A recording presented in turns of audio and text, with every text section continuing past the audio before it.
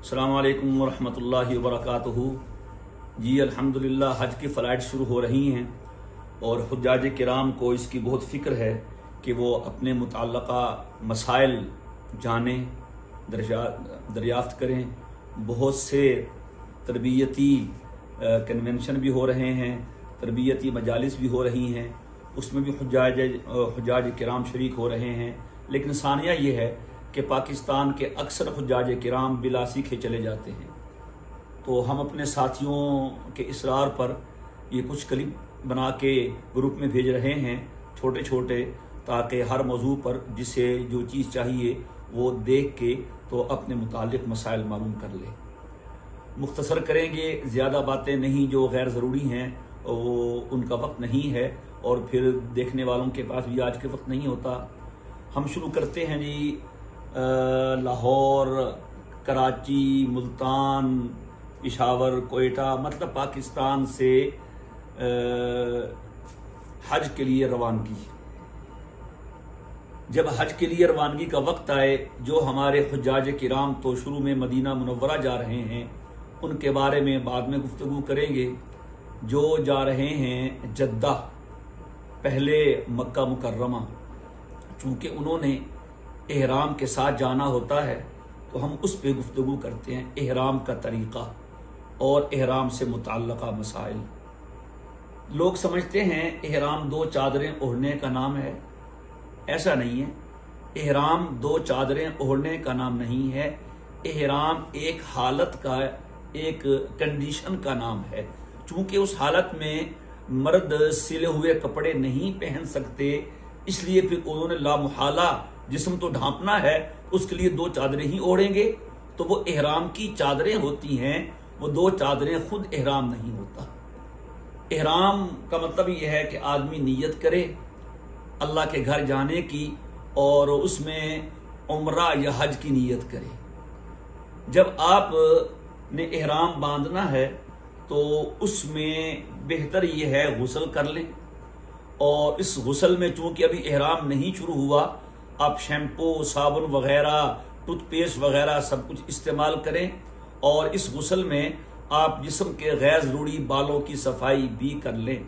وہ خواتین جو ایام سے ہیں وہ بھی یہ غسل کریں گی، کیونکہ یہ غسل طہارت نہیں ہے، یہ غسل نظافت ہے، صفائی ستھرائی کا غسل ہے۔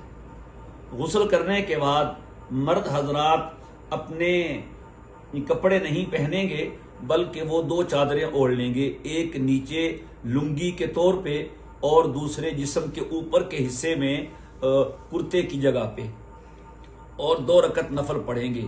چونکہ ابھی احرام شروع نہیں ہوا، اپنے سر کو ڈھانپ لیں۔ 2 رکعت نفل وہ احرام کی نیت سے پڑھیں، اور بہتر یہ ہے ان 2 رکعتوں میں جو سورتیں پڑھیں تو پہلی رکعت میں سورہ قل یا ایھا الکافرون اور دوسری میں قل ھو اللہ احد پڑھیں۔ 2 رکعتیں پڑھنے کے بعد 3 کام کرنے ہیں۔ نمبر 1، اپنے سر کو ننگا کر لینا ہے۔ نمبر 2، نیت کرنی ہے۔ اگر آپ عمرے کے لیے جا رہے ہیں، عام طور پہ یہاں سے جانے والے تمتع ہی کرتے ہیں، اور تمتع میں پہلے عمرہ کرنا ہوتا ہے، تو آپ یہ نیت کریں گے، اللہم انی ارید العمرۃ فیسرھا لی وتقبلھا منی۔ عربی میں نہ کہہ سکے تو اردو میں کہہ لیں، یہ الفاظ نبی کریم علیہ الصلوۃ والسلام سے منقول ہیں، اے اللہ میں عمرے کی نیت کرتا ہوں، آپ اسے میرے لیے آسان فرمائیے اور میری طرف سے قبول فرمائیے۔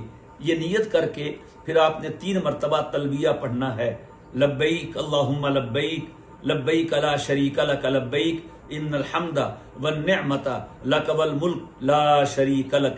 3 بار پڑھنا ہے۔ مرد حضرات قدر بلند آواز سے پڑھیں گے اور خواتین آہستہ آواز سے پڑھیں گی۔